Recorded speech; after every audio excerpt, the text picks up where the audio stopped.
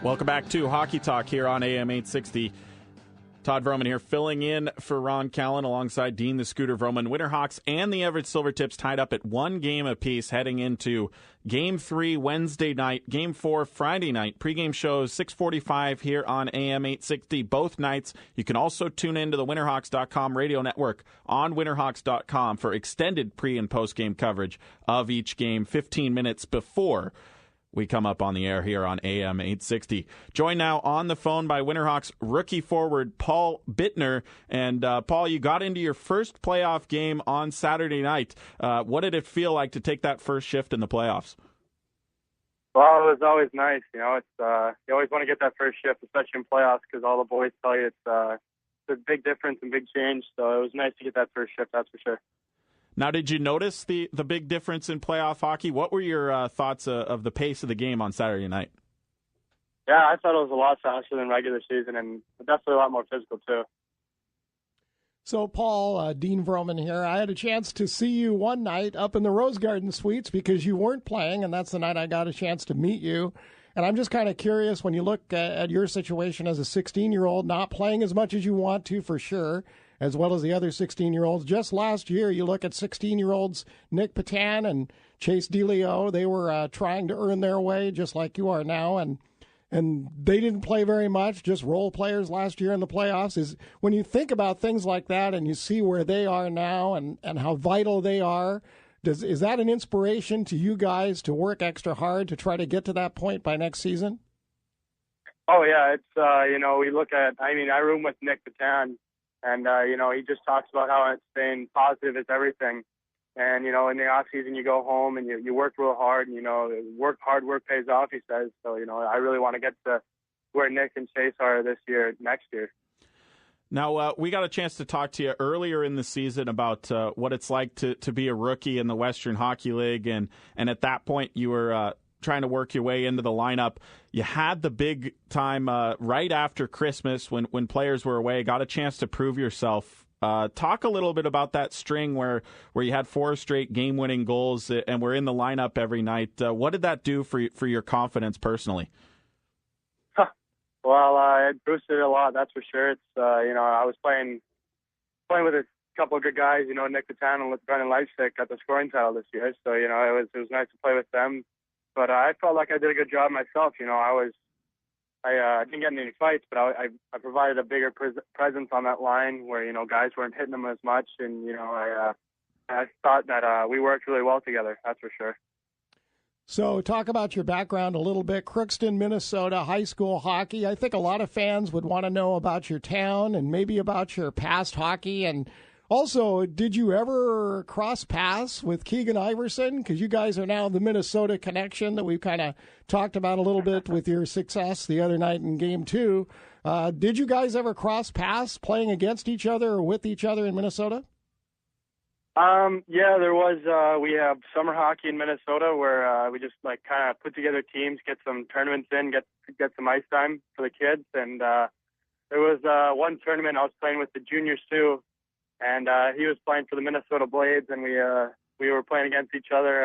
And Keegan actually hit me on my butt in one shift, so wasn't too thrilled with him at that time, but we got over it. So you and Keegan Iverson coming in as rookies together. You play on the line this last weekend with the veteran Taylor Peters. Talk about the goal that you were a part of on Saturday night, the Sean McPherson goal. Can you walk us through that play and your contribution to the goal? Well, Travis said in the pregame meeting we want to get bodies to the net, get them screened. That's how we're going to get goals and everything. So. I felt like I needed to plant myself in front while Keegs and Petey battled it out in the corner, and Keegs passed it up to Petey, and Petey made an excellent pass to Mac, and Mac just fired it on home and thought he was going to hit me. I was scared, but went in, so I was pretty happy after that.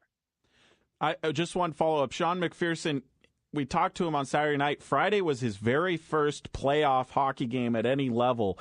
Did you have much playoff experience back in Minnesota? No, nothing like this. Last year in high school, we only got to single game elimination at home. So we only got to one game and we lost out. So I only have really only one game of experience. So.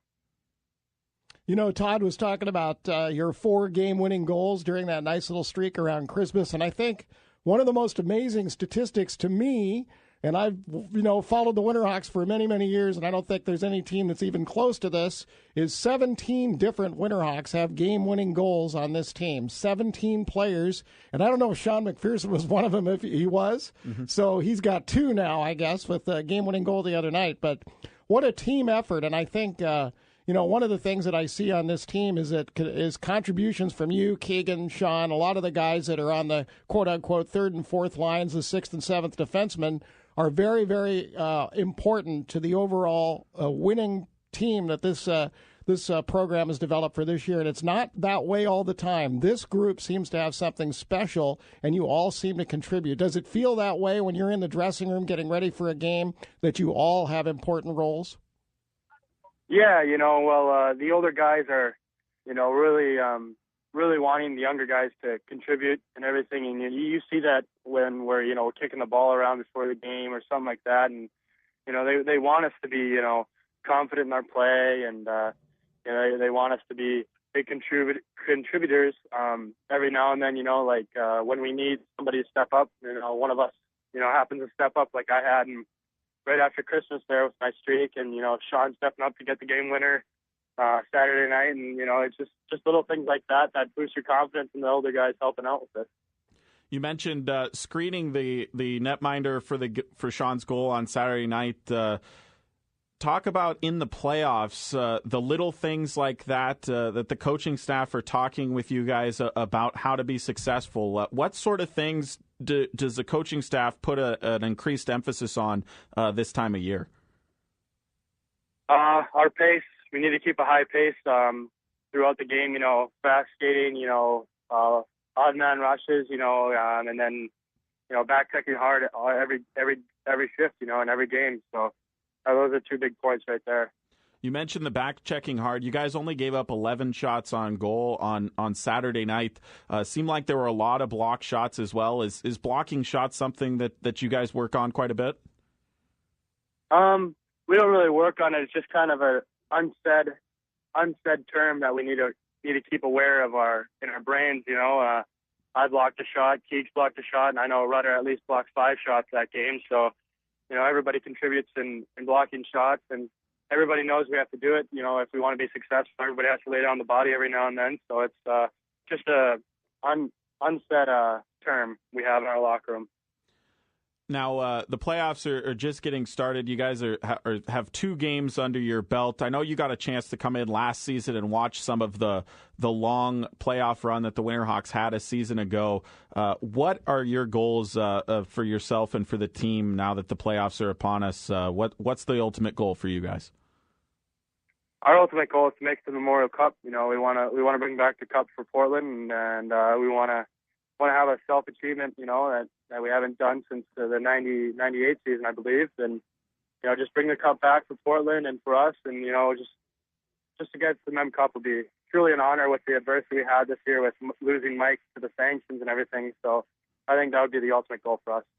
All right, Paul Bittner, well said, and best of luck on Wednesday night and for the remainder of the playoffs. Thank you. I appreciate it.